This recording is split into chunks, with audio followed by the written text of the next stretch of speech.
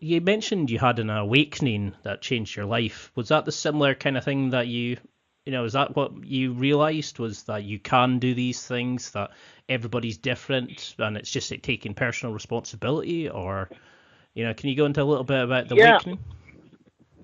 yeah. So when it comes to an awakening, it doesn't have to be like a thing. It doesn't have to be like this crazy tragic thing happened and then all of a sudden you're like enlightened.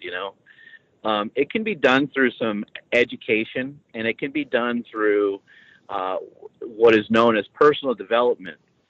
If you Google that and YouTube that, I actually, just a side note, I don't really Google anything anymore because the way that Google is trying to control what you find, and not that YouTube doesn't, but I know that YouTube is owned by Google.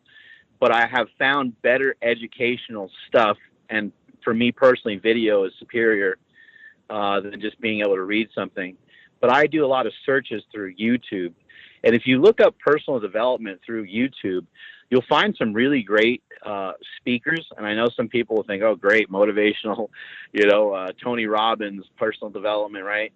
But a lot of these things really can change your life because I just don't think that we think enough about ourselves from the inside out. I think we maybe in our heads we're like, oh, if I listen to some music, like that'll get me hyped for the gym, right? Like, and you just have these things that you gravitate towards. If I have some caffeine, it's going to wake me up. If I do this, it's going to do that. But you're not really thinking like on a deeper level, um, such as something like meditation, right? Which somebody might think, oh, that's corny or weird.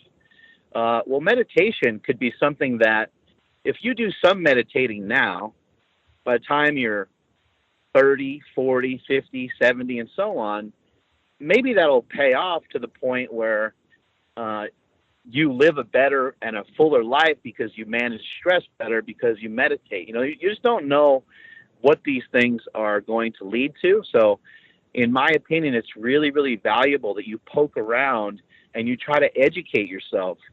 When you look at the internet now and you look at something like Instagram, there's some really great things to it and there's some really bad things to it.